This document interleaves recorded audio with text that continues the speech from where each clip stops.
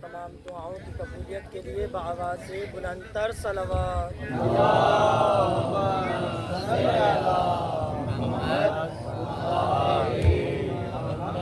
ثانیان مجلس کی توفیقات خیر میں اضافے کے لیے بآواز بلند تر صلوات محمد محمد عجل فرج. اعوذ باللہ السمیع العلیم من الشیطان اللعین الرجیم. بسم اللہ الرحمن الرحیم. الحمد للہ رب العالمین. الصلاة والسلام على صاحب الدعوة النبوية والصولة الحيدرية وإسمة الفاطمية الحلم الحسنية الشجاعة الحسينية والعبادة السجادية ومعاصر الباكرية وعلوم الكاظمية الحجج الرضوية وجود التقوية ونقاوة النقوية الحيبة العسكرية والخيبة قائم آل محمد.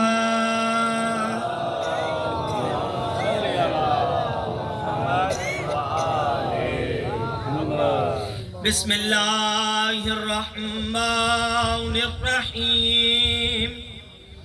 انما يريد الله ليذهب عنكم الرجس اہل البیت ویطہرکم تطہیرا.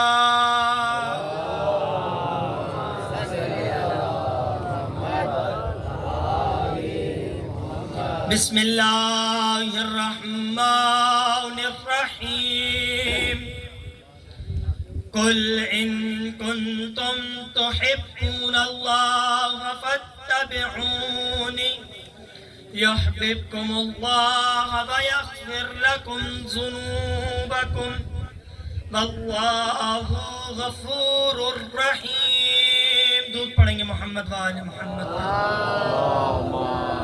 صلی علی محمد. تمام تعریفیں تمام تر حمد و ثنا پاک پروردگار عالم کی ذات کے لیے. درود پاک سرکار دو عالم محمد مصطفیٰ صلی اللہ علیہ وآلہ وسلم کی عظمت کے لیے.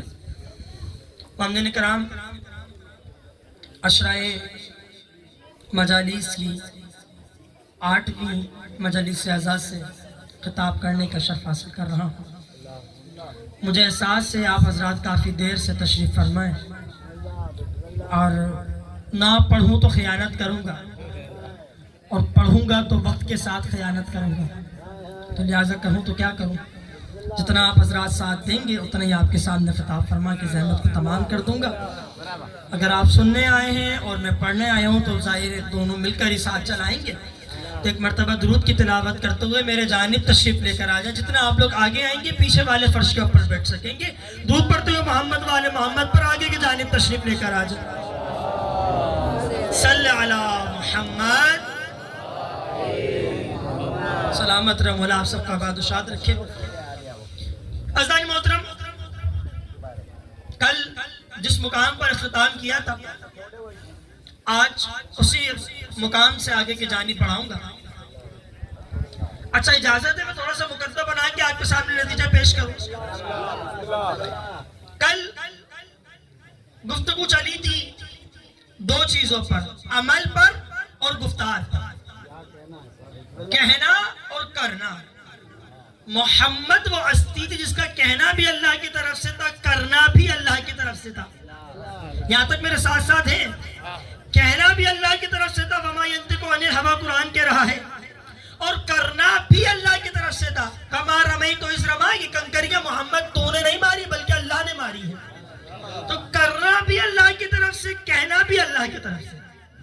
عزیزان محترم، یہ بیماری ہم میں ہے. بیماری یہ ہے کہ ہم بازار سے کوئی بھی خوبصورت تحفہ خرید کے لے کر آئیں تو ہم اس کی تعریف کیا کرتے ہیں. کرتے ہیں کہ نہیں کرتے ہیں؟ ہم یہ جملے کہتے ہیں کہ دیکھو یہ اتنا خوبصورت تحفہ ہے کہ میں نے اس کو بازار سے خریدا ہے. خریدنے کے ساتھ ساتھ یہ بھی کہتے ہیں دیکھو میرا اتنا خوبصورت تحفہ ہے، میں نے اسے بازار سے خریدا ہے، اسے دیکھو. اور لوگ اسے نہ دیکھیں تو افسوس تو ہوتا ہے نا کہ میں اتنی قیمتی چیز یا اتنی خوبصورت چیز بازار سے لے کر آیا اور لوگ اسے دیکھتے ہی نہیں. بس جو پہنچ گیا وہ پہنچ گیا. درود پڑھ دیجئے محمد و آل محمد پر. صلی علی محمد. اتنا خوبصورت تحفہ جب میں بازار سے خرید کے لے کر آتا ہوں تو لوگ تعریف کروانے کے لیے چاہتے ہیں میں تعریف کرو. اچھا جملہ یہ کہہ دوں، وہ چیز فقط میری نظر میں خوبصورت ہوتی ہے، صرف میری نظر میں ہوتی ہے. اب کسی دوسرے کو پسند نہیں تو میں کیا کروں؟ حضور جس طرح آپ سنیں گے میں اس طرح سے پڑھوں گا، جس طرح آپ سنیں گے میں اس طرح سے پڑھوں گا. کیا جملہ کہا جا رہا ہے؟ بازار سے خرید کے میں لاؤں اور تعریف بھی میں کرواؤں. یہ تو کمال نہیں ہے نا، اسے تو کمال نہیں کہتے نا. خریدی بھی چیز میری اور تعریف بھی میں کرواؤں، اسے کمال نہیں کہتے نا. اب اللہ کی ذات نے محمد پر قرآن نازل کیا. سنیں گے جملہ، اللہ نے محمد پر قرآن نازل کیا. اب قرآن نازل ہوا محمد پر اور محمد سب کو دکھا دکھا کے کہے کہ قرآن کی تعریف کرو، تو یہ کمال نہیں ہوگا نا، اسے کمال نہیں کہیں گے. اور اگر اللہ محمد پر اتارے اور اللہ کہے کہ اس کی تعریف کرو، حضور اللہ کہے کہ اس کی تعریف کرو اور اللہ قرآن میں کہہ رہا ہے اور تنبیہ کر رہا ہے. اللہ کی ذات قرآن میں فرما رہی افلا یتدبرون، کہ تم قرآن میں غور نہیں کیا کرتے، تفکر نہیں کیا کرتے. کیا کرتے ہو؟ اللہ کی قرآن کی آیتوں سے جلدی سے گزر جاتے ہو. قرآن کی آیت سورہ یوسف کی کہ تم اللہ کی قرآن کی آیتوں سے جلدی سے گزر جاتے ہو. تو قرآن دو نظریہ دے رہا ہے. ایک یہ کہ اس کو سمجھو، اس کی قدر کرو، اس کو سوچو، اس کے اوپر فکر کرو. قرآن یہ نظریہ دے رہا ہے. اور دوسرا اس کی آیتوں سے تیزی سے مت گزرو، مت گزرو. کہ قرآن کا لفظ لفظ دریا ہے، سمندر ہے، اور ایسا سمندر ہے کہ جو کبھی ختم ہونے والا نہیں ہے. اب میرے ساتھ ساتھ اس طرح چلیں گے تاکہ میں مقدمہ بنا کے آپ کے سامنے نتیجہ پیش کروں، اور مقدمہ اچھا بنے گا تو نتیجہ اچھا جائے گا. سنیے، مشہور و معروف قرآن کی سورہ ہے. یہ پروردگار عالم اپنی سورہ کے اندر ارشاد فرماتا ہے بسم اللہ الرحمن الرحیم والعصر ان الانسان لفی خسر الا الذین آمنوا وعملوا الصالحات وتواصوا بالحق وتواصوا بالصبر. سب نے سن رکھا کہ نہیں سن رکھا ہے؟ یہ قرآن کا سورہ سورہ عصر ہے. پروردگار عالم کی ذات اس سورہ کے اندر ارشاد فرما رہی ہے والعصر، ول یعنی قسم کھا رہی ہے. حضور جو پہنچے گا وہ پہنچے گا، قسم کھا کے کہہ رہی ہے والعصر. اچھا حضور، میں نے اس جملے کا ترجمہ کئی کتابوں میں دیکھا. اس جملے کا ترجمہ کسی عالم نے ترجمہ کیا کہ قسم ہے گزرتے ہوئے زمانے کی، اور کسی نے ترجمہ کیا کہ قسم ہے گزرتے ہوئے زمانے یعنی وقت عصر کی.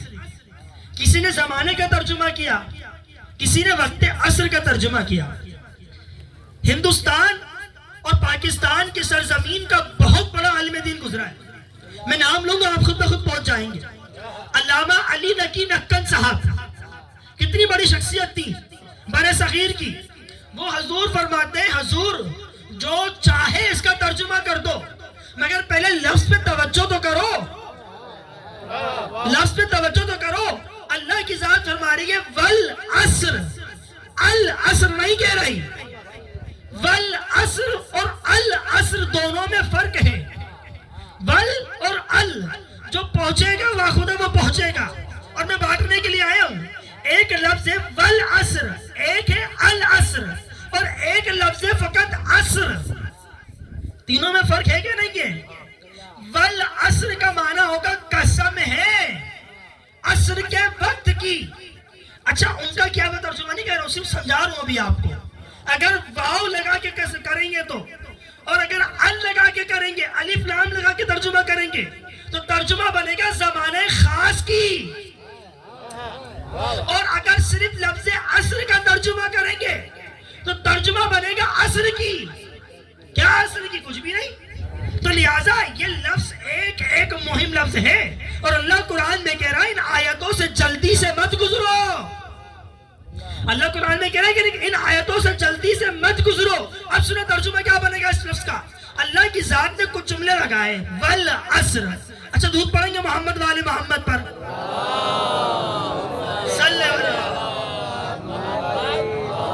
حضور آپ اگر ادھر دیکھیں گے تو مجھے کب دیکھیں گے؟ پھر آپ وہاں دیکھتے پھر میں بھی وہاں دیکھتا ہوں, تو لہٰذا مجھے دیکھیں تاکہ میں آپ کو دیکھوں.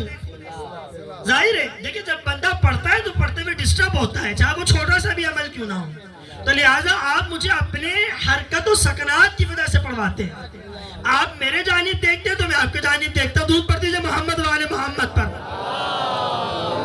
صلی اللہ محمد. کیا جملہ کہا جا رہا ہے؟ والعصر.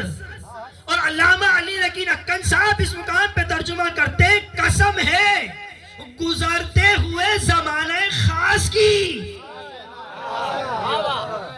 ہر زمانے کی قسم نہیں ہے, زمانے خاص کی.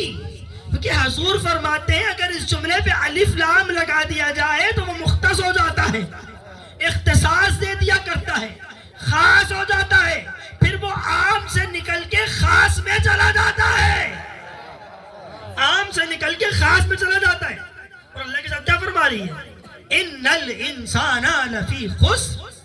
انا یعنی اس بات میں شک مت کرنا, قرآن ہے اللہ کا, اس بات میں شک مت کرنا دنیا کے سارے انسان خسارہ میں ہیں, سب کے سب خسارے میں.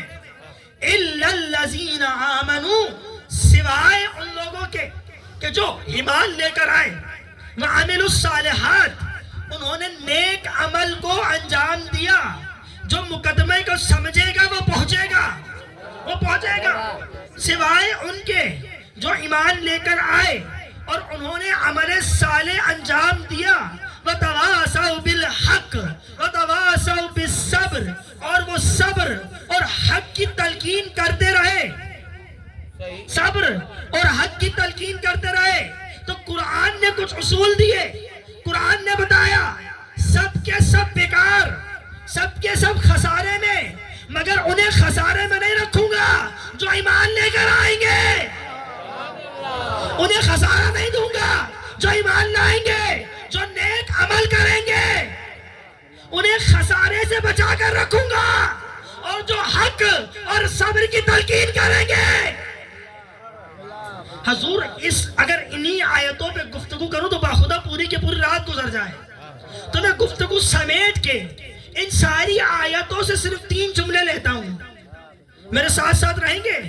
صرف 3 جملے, 30 جملے چھوڑ کے صرف 3 جملے لے رہا ہوں, ورنہ انہی آیتوں سے 30 جملے بنا سکتا ہوں.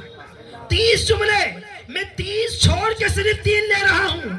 ایک نیک عمل کرنا, انہی آیتوں سے لے رہا ہوں. نیک عمل کرنا, حق کی تلقین کرنا, توجہ رہے میرے ساتھ, اور تیسرا ایمان لانا. 3 چیزیں لے رہا ہوں صرف, ایمان لانا, نیک عمل کرنا اور حق کی تلقین کرنا. صرف 3 جملوں کے اوپر آج گفتگو چلے گی. ایک ایمان لانا, دوسرا نیک عمل کرنا, تیسرا حق کی تلقین کرنا. جاؤ جا کر دیکھنا قرآن. اللہ کی ذات سورہ یاسین کے اندر ارشاد فرماتی ہے بسم اللہ الرحمن الرحیم سبحان الذی خلق الازواج کلها مما تنبت الارض وَأَنفُسِهِمْ وَمِمَّا لَا تَعْلَمُونَ.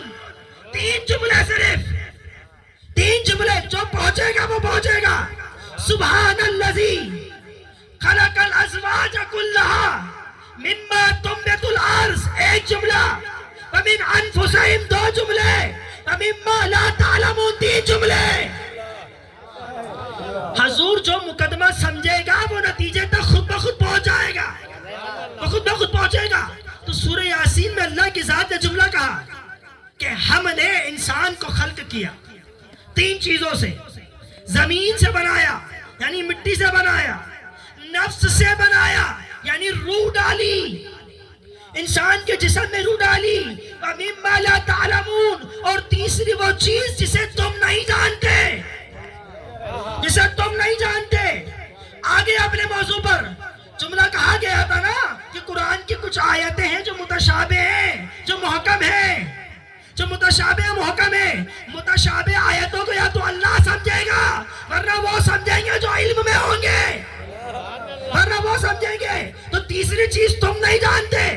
قرآن نے اصول دیا، ہم نے تمہیں مٹی سے بنایا اور تمہارے اندر روح کو داخل کیا. قرآن نے اصول دیا کہ نہیں دیا؟ اب گفتگو یہاں سے آگے کی جانی پڑے گی. ایسے تو قرآن نے تو اصول دے دیا نا. اب جملہ سنو. انسان اس دنیا میں آیا تو کیا لے کر آیا؟ خالیات آیا نا. آپ خالیات دیکھ کے کس بنا پہ بول رہے ہیں؟ آپ خالیات کس بنا پہ بول رہے ہیں؟ انسان اس دنیا میں آیا تو جسم لے کر آیا. بولیے، خالیات تو نہیں آئے نا. انسان اس دنیا میں آیا تو روح لے کر آیا، خالیات تو نہیں آیا نا. وہ الگ بات ہے کہ تم اللہ کا شکر نہ کرو، وہ الگ بات ہے کہ تم اللہ کا شکر نہ کرو. اور تیسری چیز نفس لے کر آیا. تو 3 چیزیں دنیا میں لے کر آیا کہ نہیں آیا؟ جسم لایا. میں نے کہا گفتگو چلے گی 3 جملوں پر، اور جو 3 جملے سمجھے گا وہ پہنچے گا. ایک جسم لے کر آیا، روح لے کر آیا، تیسرا نفس لے کر آیا. تو انسان دنیا میں 3 چیزیں لے کر آیا. جسم اور روح، جسم اور روح اللہ کی طرف سے لایا. اب نفس بھی اللہ کی طرف سے لایا. اس نفس کا کام یہ تھا کہ اس نے جسم اور روح کو جوڑ دیا. اس نفس نے جسم اور روح کو جوڑ دیا. پریشان میں تو یہ بھی صرف مقدمہ بنا رہا ہوں، صرف مقدمہ بنا رہا ہوں. تو نفس نے کیا کیا؟ جسم اور روح کو جوڑا تو یہ انسان بن گیا. اور اللہ نے قرآن میں بھی کہا، ہم نے جسم کے لیے کہا وَعَامِلُ الصَّالِحَاتِ، روح کے لیے کہا الَّذِينَ آمَنُوا، اور نفس کے لیے کہا وَتَوَاصَوْا بِالْحَقِّ. 3 جملوں پہ آ گئے کہ نہیں آ گئے؟ اللہ تبھی تو کہہ رہا ہے ان آیاتوں سے تیزی سے مت گزرو، تفکر کرو، فکر کرو. یہ قرآن کی آیتیں ہیں، یہ قرآن کی آیتیں. بھئی 3 اصول قرآن نے دیے نا، ایمان، عمل صالح اور حق پر قیام. 3 اصول قرآن نے دیے. اور اللہ کی ذات نے بتایا ہم نے تمہیں 3 چیز سے بنایا. ایک مٹی سے بنایا، دوسرا نفس سے بنایا، اور تیسری تمہارے اندر روح کو رکھا. تو 3 اصول قرآن نے دیے، 3 اصول اور مزید قرآن نے دیے، اور 3 اصول ہم نے نکالے کہ انسان 3 چیز سے بن کر آیا. جو پہنچے گا باخودہ پہنچے گا. آج کی تقریر کے اوپر انسان کو ہم نے 3 چیزوں سے خلق کیا. مگر سوال یہاں پہ پیدا ہوتا ہے، اللہ کی ذات نے جو تیسری چیز رکھی بڑی کمال کی رکھی. جو تیسری چیز رکھی وَتَوَاصَوْا بِالْحَقِّ، حق پر قیام کرے، حق پر قیام کرے. حضور جاؤ اور جملہ لیتے جاؤ، اس فقیر سے جملہ لیتے جاؤ. اب جو حق پہ ہو ہمارا،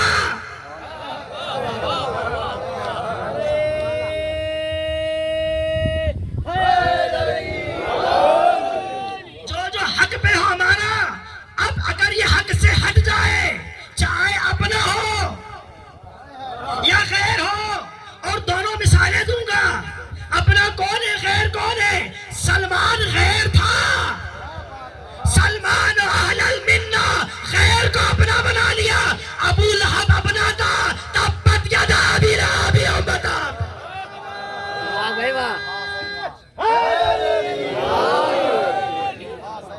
سلمان غیر تھا، سلمان علی المنہ، سلمان کو اپنا بنا لیا کیونکہ حق پہ تھا، سلمان حق پہ تھا، اپنا بنا لیا۔ اور ابو لہب سگا رشتہ دار ہے۔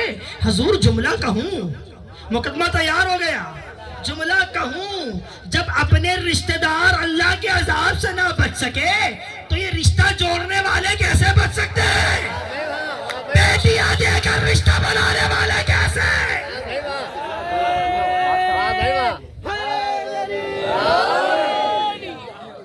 تبت یدا ابی لہب وتب، کیا ابو لہب تیرے دونوں کے دونوں ہاتھ ٹوٹ جائیں، تیرے دونوں ہاتھ ٹوٹ جائیں اور تیرا سارا کا سارا مال برباد ہو جائے؟ ان قریب ہم تجھے جہنم میں ڈالیں گے۔ پیغمبر کا سگا چچا ہے، حضور خون تو ہے نا، جو بھی ہو خون پیغمبر تو ہے نا، مگر حق سے ہٹ گیا، حق سے ہٹ گیا تو ہم نے ہٹا دیا۔ سلمان کا کچھ رشتہ نہیں بنتا، پیغمبر ہے عرب، سلمان ہے عجم، سلمان کو اچھی عربی بولنے نہیں آتی، اس طرح سمجھو جیسے میں اردو تم سندھی، مجھے سندھی نہیں آتی ہے کہ نہیں ہے؟ اچھا آپ کو تو اردو آتی ہے لیکن سمجھانے کے لیے مثال دے رہا ہوں، اس طرح سمجھو جیسے تم سندھی میں اردو، تو کتنا فرق ہے سلمان میں، مگر سلمان حق پہ تھا، لے لیا، ابو لہب حق سے ہٹا تو ہٹا دیا۔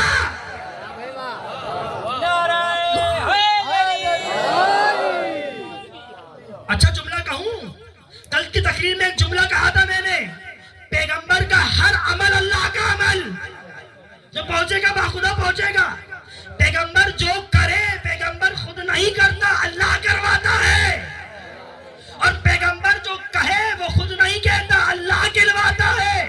دونوں آیتیں موجود ہیں تمہارے سامنے، پیغمبر جو کرے وہ اللہ کروائے، پیغمبر جو کہے وہ اللہ کہلوائے۔ حضور جو پہنچ گئے باخدا پہنچ گئے اس جملے سے، وہ پہنچ گئے جنہوں نے یزید کے فعل کو اللہ کا فعل سمجھا، انہوں نے اپنے آپ کو رسول جیسا سمجھا، پیغمبر جیسے سمجھا، تبھی تو کہتی ہے نا کہ بھائی یزید کربلا میں گیا نہیں تھا، اللہ لے کر گیا تھا۔ حضور یزید نے امام حسین کے گلے پر خنجر نہیں چلایا، اللہ نے چلوایا۔ حضور اگر آپ یہ جملہ کہتے تو لائیے آیت قرآن کی، لائیے آیت قرآن کی۔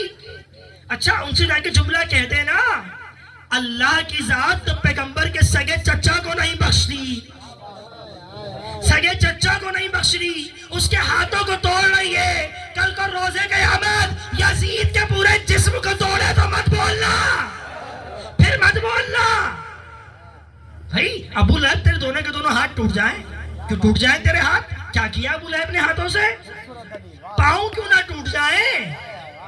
میرا اللہ پاؤں توڑ دے نا، نہیں توڑے گا ہاتھ۔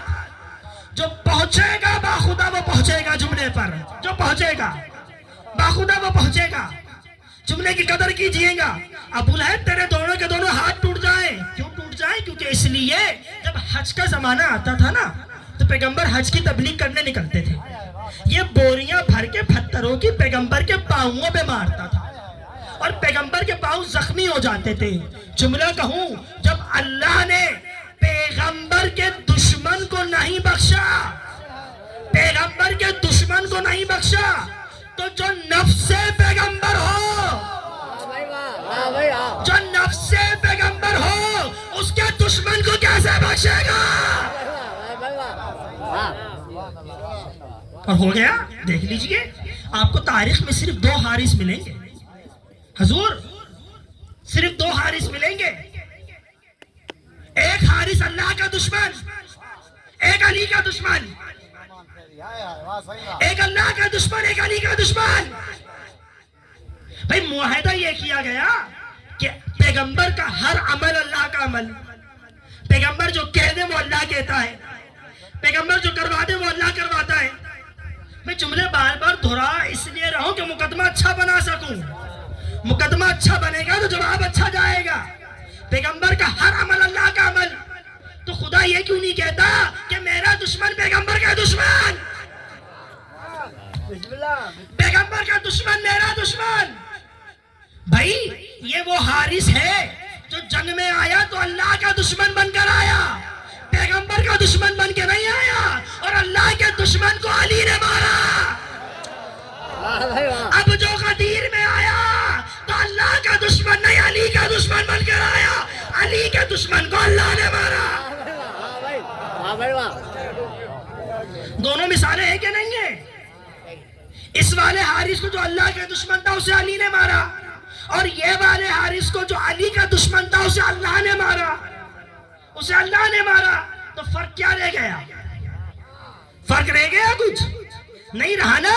اب جملہ سنو، فرق یہاں سے واضح ہوگا۔ میرے اللہ اتنا بتا، جو علی کا دشمن تھا اس میں تو نے پتھر کا عذاب دیا تھا، شاید آپ نہیں پہنچے، آپ نہیں پہنچے۔ جو علی کا دشمن تھا اس پہ اللہ تو نے پتھر کا عذاب دیا تھا۔ توجہ ہے میرے جانی؟ علی آئے کس مقام پر؟ ابھی شاید کوئی پڑھ کے جا رہا تھا، ہمارا امام اللہ کے گھر میں آیا، آیا کہ نہیں آیا؟ اور ہم فخر سے کہتے ہیں اب تم جلتے ہو تو ہم کیا کریں؟ چلو تم جلتے ہو تو ہم کیا کریں؟ بھئی ہمارا امام کعبے میں آیا، اب سوال یہ بنتا ہے کہ اللہ نے علی کے دشمن پہ پتھر کیوں مارے، پتھر کیوں گرائے؟ حضور جو پہنچ گیا وہ پہنچ گیا۔ میں سمجھ گیا آپ تھک چکے، بس اترنے والوں ممبر سے تھک گئے آپ حضرات، اترنے والوں ممبر سے۔ بھائی سوال یہ بنتا ہے نا، اللہ کی ذات نے علی کے دشمن کو پتھر سے کیوں مارا؟ اور ایسا پتھر مارا کہ یہاں لگا اور نیچے سے نکلا، بیچ سے چیرتا ہوا دو حصے کر ڈالے، کیونکہ اللہ کی ذات بتانا چاہ رہی تھی میرا علی کعبے میں آیا ہے، جو سزا کعبے کے دشمن کو دوں گا وہ سزا علی کے دشمن کو۔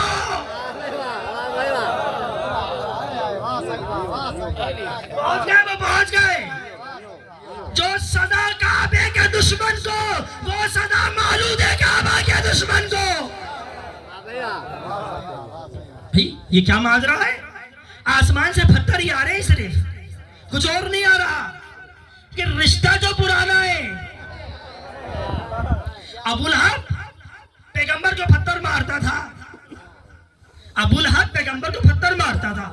جب پیغمبر پڑھ کے گیا ہوں آپ کے سامنے، پیغمبر حج کے لیے نکلے اور یہ پیغمبر کے پاؤں میں بھی پتھر مارے، تو پیغمبر بتانا یہ چاہتے تھے تم میرا دشمن بن کے مجھے مارتے ہو پتھر کے عذاب سے، اور میں انہی پتھروں کو عبرت بنا دوں گا، انہی پتھروں کو عبرت بنا دوں گا۔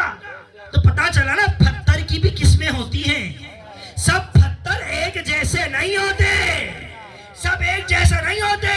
جو پتھر حجر اسود کا اسے چومتے ہو، جو پتھر مقام ابراہیم کا اسے چومتے ہو، جو پتھر شیطان کو کنکریاں مارتے ہو اسے چومتے ہو، جو پہنچ گیا وہ پہنچ گیا اسے چومتے ہو، جو پتھر آسمان سے گرے کعبے کے دشمن کو مارے اس کا احترام کرتے ہو۔ اب جب پتھر علی کے دشمن پہ آ کے گرے تو انکار کیوں کرتے ہو؟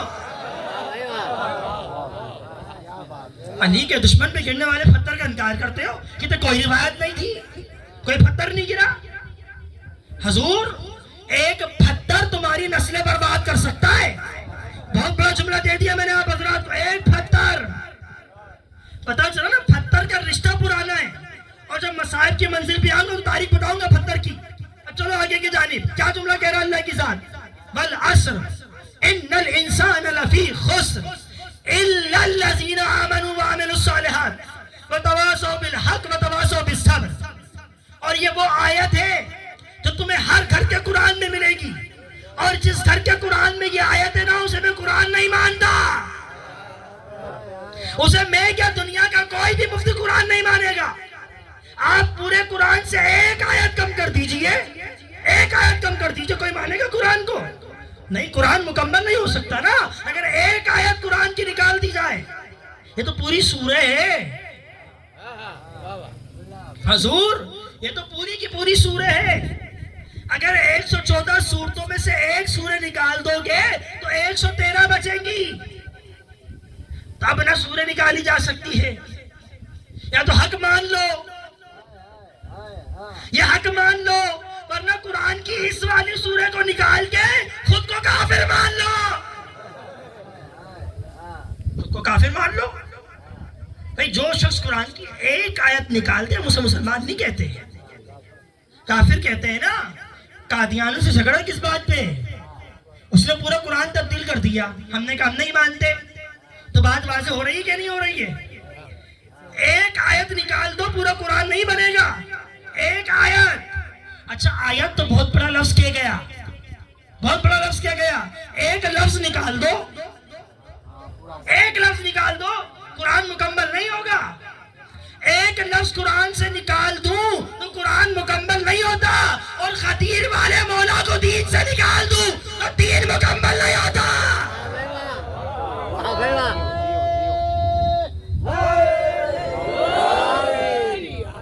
اليوم اکملت لکم دینکم واتممت علیکم نعمتی، کہ آج کے دن ہم نے دین مکمل کر دیا۔ اللہ قرآن میں کہہ رہا ہے، اللہ قرآن میں کہہ رہا ہے آج دین مکمل، آج نعمتیں تمام۔ تو بات واضح ہوئی کہ نہیں ہوئی؟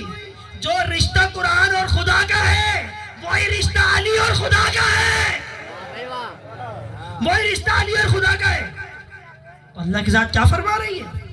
والعصر ان الانسان لفی خسر۔ دیکھو دنیا کا ہر انسان نقصان میں ہے، ہر انسان گھاٹے میں ہے، ہر انسان، مگر وہ لوگ نہیں۔ اب یہ لفظ مگر کو سمجھانا ہے، یہ لفظ مگر سمجھ گیا تو میری زحمت تمام، وقت ختم ہو گیا، میرا وقت ختم ہو گیا۔ یہ لفظ اللہ کو سمجھو، اگر لفظ اللہ کو سمجھو گے تو حقیقت تک پہنچو گے۔ کون خسارے میں، کون خسارے میں نہیں ہے، فقط لفظ اللہ کو سمجھو۔ خدا قرآن میں کہنے لگا انہو لقرآن کریم فی کتاب مکنون لا یمسہ الا المطہرون۔ تو پتہ چلا اللہ سے پہلے نجاست، اللہ کے بعد طہارت۔ جو پہنچے گا وہ پہنچے گا، اللہ سے پہلے نجاست، اللہ کے بعد طہارت۔ جاؤ جا کے دیکھنا قرآن میں آیتیں ملیں گی، والتین والزیتون وطور سینین وہذا البلد الامین لقد خلقنا الانسان احسن التقویم۔ تین کی قسم، شہر مکہ کی قسم، زیتون کی قسم، ہم نے انسان کو اچھا بنایا۔ انسان تجھے جہنم میں ڈال دوں گا الا الذین آمنوا، مگر ایمان لے کر آ گیا تو بچا لوں گا۔ اللہ سے پہلے جہنم، اللہ کے بعد جنت۔ اللہ سے اس سے پہلے جو آیت پڑھی، اللہ سے پہلے طہارت، اللہ سے پہلے نجاست، اللہ کے بعد طہارت، اللہ سے پہلے جہنم، اللہ کے بعد جنت۔ اب جو نہیں پہنچا وہ اب پہنچ جائے گا۔ اپنا کلمہ تو سناؤ، لا الہ الا اللہ۔ تو اللہ سے پہلے کوئی نہیں، اللہ کے بعد فقط اللہ۔ اللہ سے پہلے کوئی نہیں، اللہ کے بعد فقط اللہ۔ اب ایک آیت اور سنتے جاؤ، وما محمد الا رسول، محمد کچھ بھی نہیں سوائے رسول کے۔ تو اللہ سے پہلے کچھ بھی نہیں، اللہ کے بعد رسول۔ جو پہنچے گا وہ پہنچے گا، وہ پہنچے گا باخدا، اور جو پہنچ گیا وہ پہنچ گیا، جو نہیں پہنچا اسے ابھی پہنچاتا ہوں، ابھی پہنچاتا ہوں اسے۔ اللہ سے پہلے نجاست، اللہ کے بعد طہارت۔ میرا ساتھ ساتھ دیں گے تو مزہ آئے گا جملے پہ۔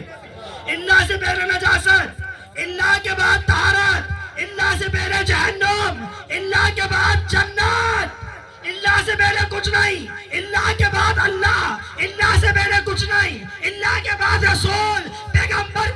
پیغمبر سے جملہ سنا اور جملہ کہہ کے کہنے لگے جناب جبرائیل شاہ لافتہ، شاہ مردہ الا علی۔ حضور اللہ کو سمجھیے، ابھی آیت پڑھ کے گیا ہوں، والعصر ان الانسان لفی خسر۔ اللہ سے پہلے سب کچھ برباد، اللہ کے بعد سب کچھ ملے گا۔ اللہ کو سمجھیے۔ اور اب کہنے لگا اعلموا یا ملائکتی و یا سکان السماواتی انی ما خلقت سماء مبنیتا ولا ارضا مدھیتا ولا قمرا منیرا ولا شمسا مضیئا ولا فلکا یدور ولا بحرا یجری الا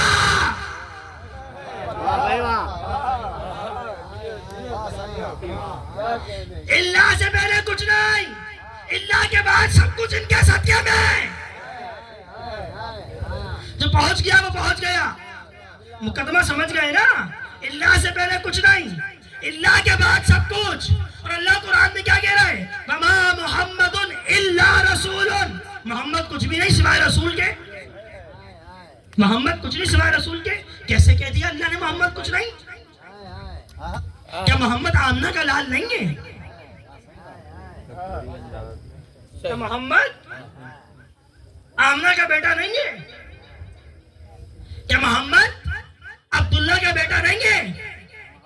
کیا محمد عبد المطلب کا بیٹا نہیں ہے؟ بتائیے۔ قرآن کی واضح آیت ہے وَمَا مُحَمَّدٌ إِلَّا رَسُولٌ، اور اس جملے سے کل کی تقریر کے اندر متصل ہو جاؤں گا، محمد کچھ نہیں سوائے رسول کے۔ اللہ قرآن میں کہہ رہا ہے وَمَا مُحَمَّدٌ إِلَّا رَسُولٌ، محمد کچھ نہیں۔ جب کچھ نہیں تو یعنی آمنہ کا لال محمد نہیں، عبداللہ کا بیٹا محمد نہیں، عبد المطلب کا پوتا محمد نہیں، قرآن کہہ رہا ہے۔ اور قرآن جھوٹ بولتا نہیں، جاؤ جا کے دیکھنا، قرآن جھوٹ بولتا نہیں۔ یہ ماجرا کیا ہے کہ محمد کچھ نہیں سوائے رسول کے۔ بھائی رشتے کون بناتا ہے؟ اللہ بناتا ہے نا، جب بناتا وہ تو توڑ بھی سکتا ہے، اور توڑ دیے۔ کہا محمد کچھ نہیں سوائے رسول کے۔ تو اب اگر دربار میں بیٹی آ جائے اور محمد کھڑے ہو جائے تو یہ مت کہنا محمد کھڑا ہوا، بلکہ بیٹی کے احترام میں رسالت کھڑی ہوئی۔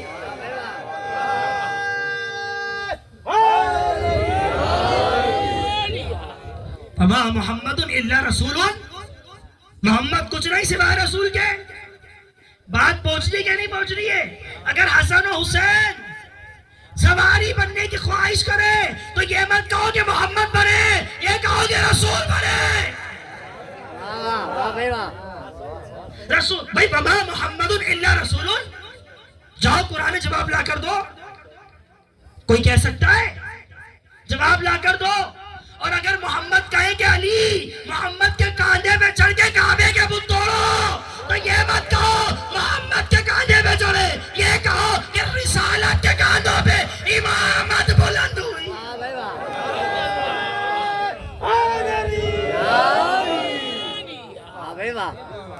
اور اگر علی پیغمبر کے بستر پہ سو جائے تو یہ مت کہو کہ رسول کے بستر پہ سویا۔ بھائی ترازو دونوں طرف سے برابر رکھنا ہے، تب جا کے تلے گا، تب جا کے تلے گا۔ وَمَا مُحَمَّدٌ إِلَّا رَسُولٌ، محمد کچھ نہیں سوائے رسول کے، محمد کچھ نہیں سوائے رسول کے۔ اور اگر محمد کسی کے منہ پہ تماچا لگا دے، حضور سوائے رسول کے کچھ نہیں محمد، تو بات واضح ہو گئی نا کہ یہ وہ ہستی ہے جسے محمد کہا جاتا ہے، یہ وہ ہستی ہے اسے پاک اور پاکیزہ کہا جاتا ہے۔ اور اگر محمد اعلان کر دے یا علی ما عرفک اللہ الا انا، اللہ یہاں پہ بھی آ گیا کہ علی تیری معرفت کو کوئی نہیں جانتا، یا اللہ جانتا ہے ورنہ میں جانتا ہوں۔ وما محمد الا رسول، محمد کچھ نہیں سوائے رسول کے۔ تو اب پتا چلا علی کی معرفت کو یا اللہ جانتا ہے یا رسول، محمد نہیں، یا اللہ جانتا ہے یا رسول جانتا ہے۔ اور جب یہ جملے کہے نا محمد نے کہ علی تیری معرفت کو کوئی نہیں جانتا، یا اللہ جانتا ہے ورنہ رسول جانتے ہیں، تو حضرت سلمان فارسی جا رہے تھے، مسجد کے دروازے سے نکل رہے تھے، تو دو لوگوں نے روک لیا اور روک کے کہا بتاؤ سلمان مسجد میں کون کون ہے؟ جو پہنچ گیا وہ پہنچ گیا. بتاؤ مسجد میں کون کون ہے؟ تو سلمان نے کہا ایک محمد، دوسرے کو میں نہیں جانتا. ایک محمد، دوسرے کو میں نہیں جانتا. ابھی سلمان باہر چلے، ان دو حضور سے ملاقات ہوئی. حضور نے سوال کیا کہ بتاؤ سلمان مسجد میں کون کون ہے؟ تو کہنے لگا ایک محمد، دوسرے کو میں نہیں جانتا. دوسرے کو میں نہیں جانتا. کہنے لگا اچھا. جب مسجد میں گئے یہ سمجھے شاید کوئی ہوگا جسے سلمان نہیں جانتا. حضور آپ پہنچ جاتے تو پہنچ جاتے. پہنچ گئے آپ یا نہیں پہنچے؟ دو تقسیمیں ہیں. نہیں پہنچے آپ حضرات. اب جب یہ دونوں مسجد میں آئے تو آ کر دیکھا ایک پیغمبر ہے، ایک علی ہے. یہ سلمان نے کیا کہہ دیا؟ پیغمبر کو جانتا ہوں، علی کو نہیں جانتا. اب ان دونوں نے جا کے غیبتیں کرنا شروع کی کہ سلمان کہہ رہا تھا کہ ہم تو محمد کو جانتے، دوسرے کو نہیں جانتے. تو سلمان نے جھوٹ بول دیا. سلمان نے جھوٹ بول دیا. تو پیغمبر نے کہا اندھو، سلمان کے جملے جملے میں راز ہوتا ہے. جاؤ سلمان کو بلا کے لے کر آؤ، ابھی فیصلہ کر دیتا ہوں. سلمان آئے. کہا سلمان تم نے جھوٹ کیوں بولا کہ مسجد میں کون کون ہے؟ تم نے جھوٹ کیوں بولا؟ تو سلمان نے کہا پیغمبر میں نے جھوٹ نہیں بولا. سلمان نے جھوٹ نہیں بولا. اور سلمان علی کو پہچانتا بھی ہے. اگر نہیں پہچانتا تو علی کے دروازے پہ اپنی داڑھی سے جھاڑو کیوں دیتا؟ دے دیا میں نے جملہ. جو پہنچ گیا وہ پہنچ گیا. اگر علی کو نہیں جانتا تو اپنی داڑھی سے علی کے دروازے پہ جھاڑو کیوں لگاتا؟ تو کیا جملہ کہا کہ میں نہیں جانتا؟ تو پیغمبر نے کہا یہ کیا ماجرا ہے؟ تو کہنے لگے کہ آپ ہی نے تو کہا تھا کہ علی تجھے یا تو محمد جانے ورنہ خدا جانے. میں نہ خدا ہوں نہ محمد.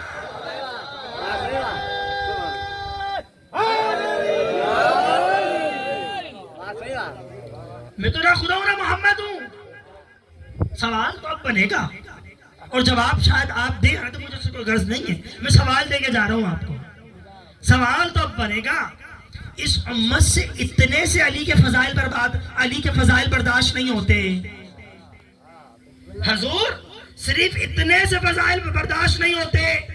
اب جب اللہ اور رسول بیان کریں گے تو پتہ نہیں کیا ہوگا.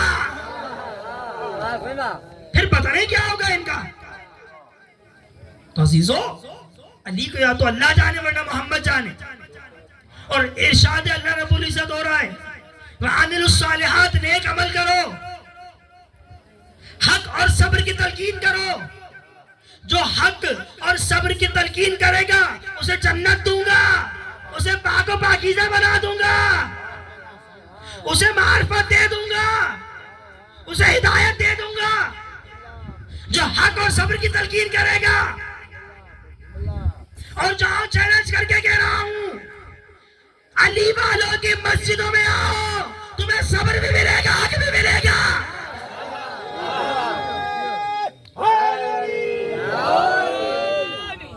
علی والوں کی مسجدوں میں آؤ.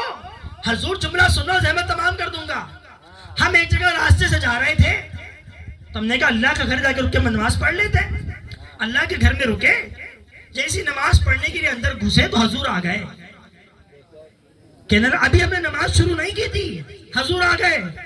کہنے لگے کپڑوں سے لگتے ہو شیعہ ہو؟ ہم نے کہا ہاں شیعہ ہیں. ہم نے کہا ہاں شیعہ ہیں. تو کہنے لگے کہ آپ کیا نماز نہیں پڑھ سکتے؟ تو حق اور صبر تو نہیں رہا نا.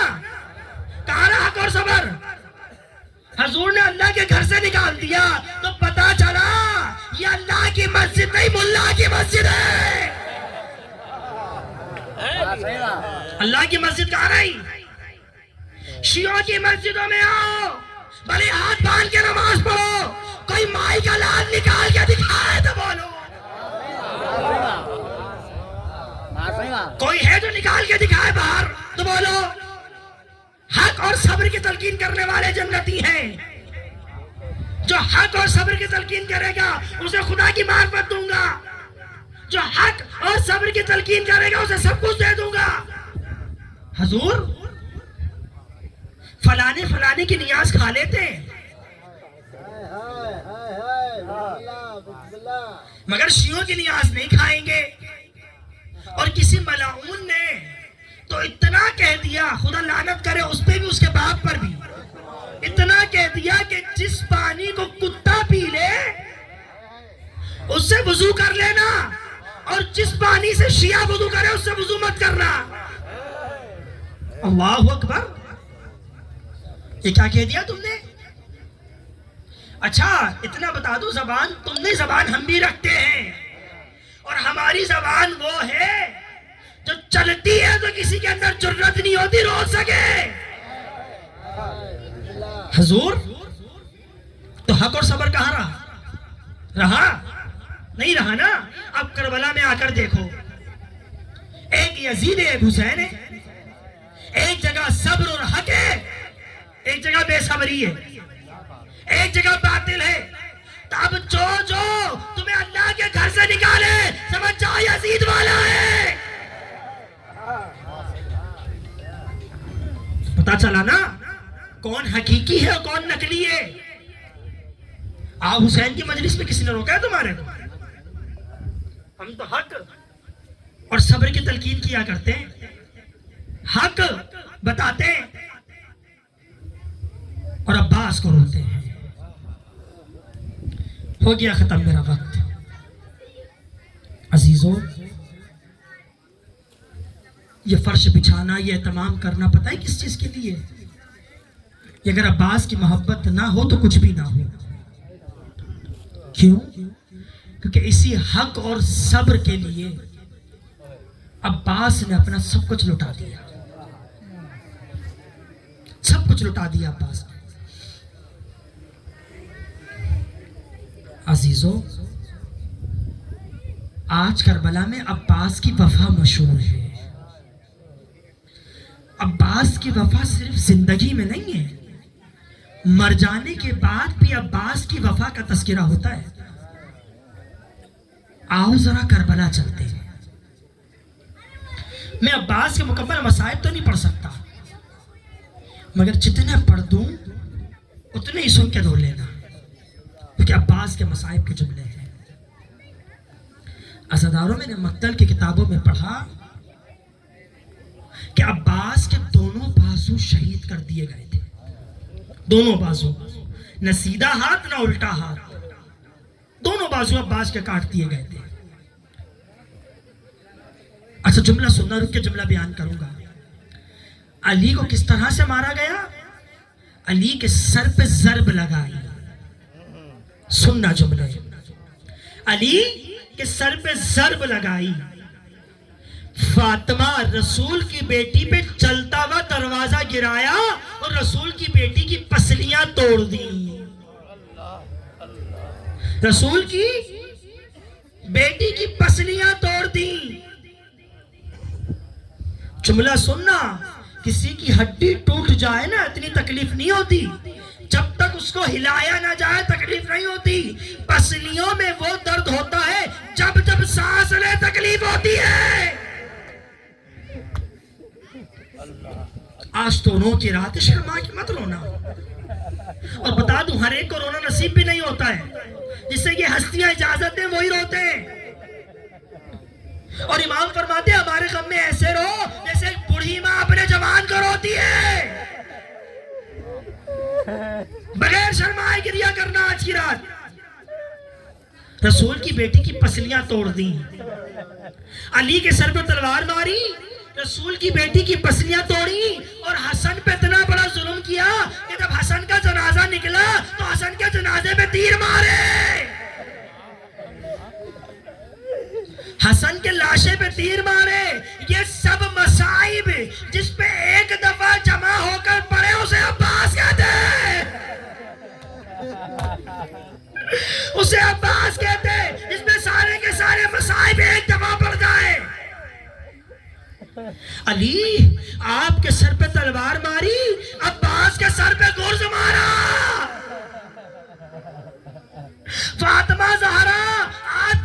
पसलियों को तोड़ा गया, अब्बास की पसलियां तोड़ी गई।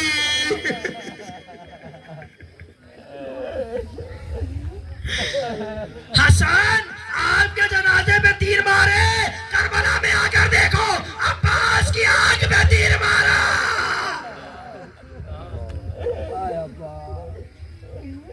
मगर एक फर्क गिनवाऊंगा, एक फर्क, अली आप पे तलवार मारी, आप मर्द थे।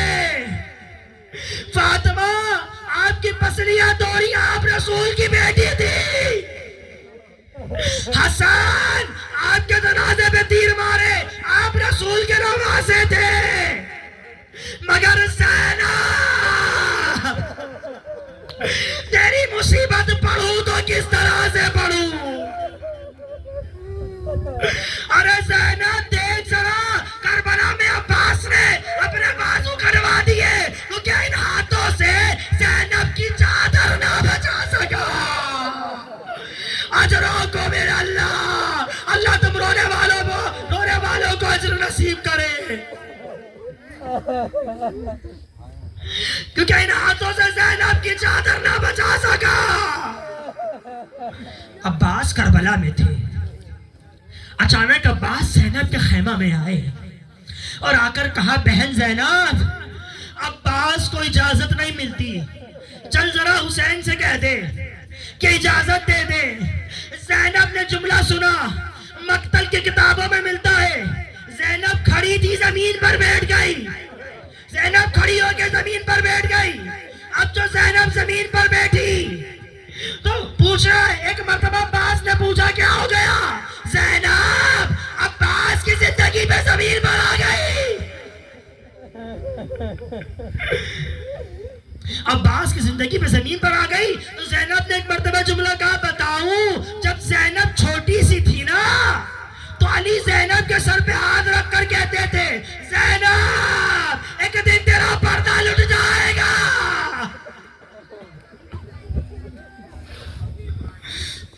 एक दिन ज़ैनब तेरा पर्दा लुटेगा। तो पता है मैं बाबा के सामने कहती थी, बाबा कैसे लुटेगा? जिसका अब्बास जैसा भाई हो। किसी में जुर्रत नहीं जो ज़ैनब का पर्दा लूट सके। बस अज़ादारों मसाइब खत्म हो गए, हम रोने का हक अदा नहीं कर सके, मसाइब खत्म हो गए। एक जुमला और सुनो, मुझे ज़हमत की इजाजत दो। जुमले सुनना ज़ादारो। मेरे मौला की शबी एक ज़ाकिर के ख्वाब में आई और आकर कहती है, ज़ाकिर तू मेरे मसाइब नहीं पढ़ता।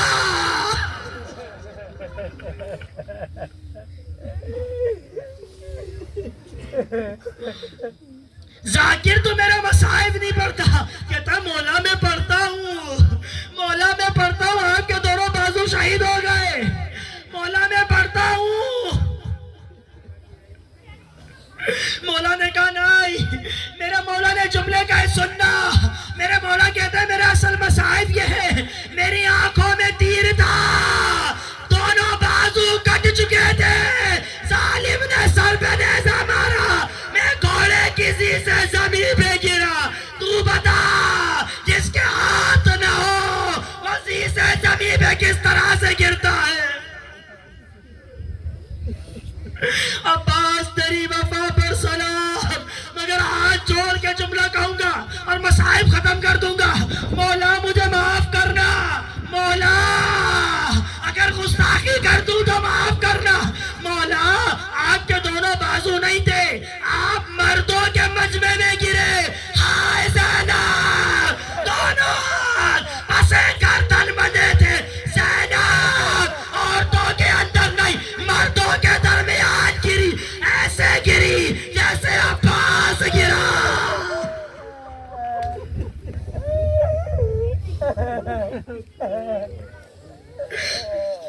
ज़ैनब ऐसे गिरी जैसे अब्बास गिरा। मौला हाथ जोड़ के कहूंगा मुझे माफ कर देना। मौला एक जुमला कहूंगा, तुम मर्दों के मजमे में गिर रहे थे, तुम्हें पर्दे की जरूरत ना थी। हाय जब ज़ैनब गिरी, ज़ैनब के सर पे चादर ना थी।